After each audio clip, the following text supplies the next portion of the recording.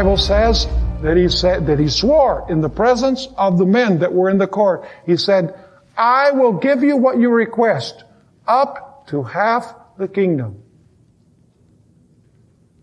And so Salome went in and danced, and then she went to, listen to this, she went to her mother. She did not have a mind of her own. She was the image of her mother.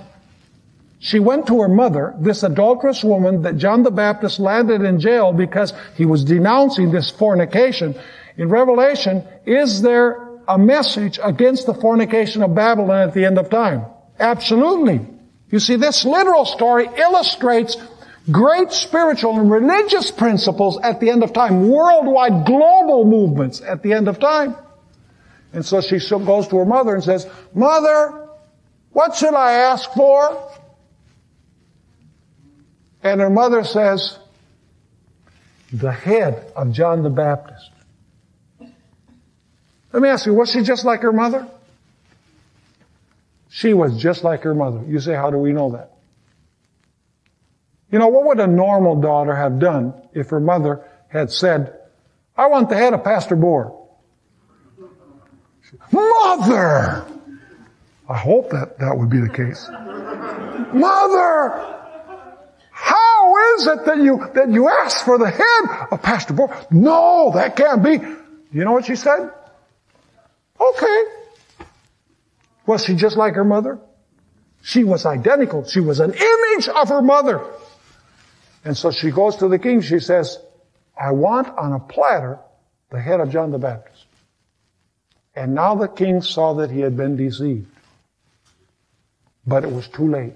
He was too embarrassed to go against his sworn statement before all of the courtiers that were in there.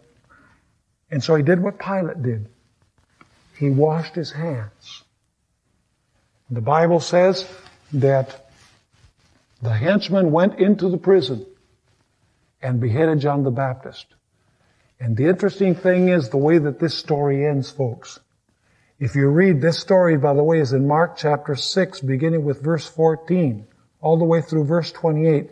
It says that the man who cut off John the Baptist's head brought his head on a platter and gave it to the girl, and the girl gave it, or the daughter gave it to her mother. Who is the dangerous figure in this story? The dangerous figure in this story is the mother. Not the king, not the daughter, but the daughter is used as an instrument for the mother to get her purposes accomplished.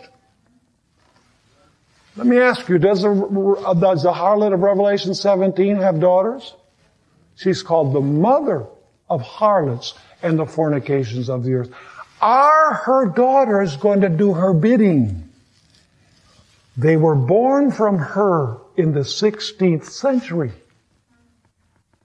And they sustain many of the same teachings that she sustains.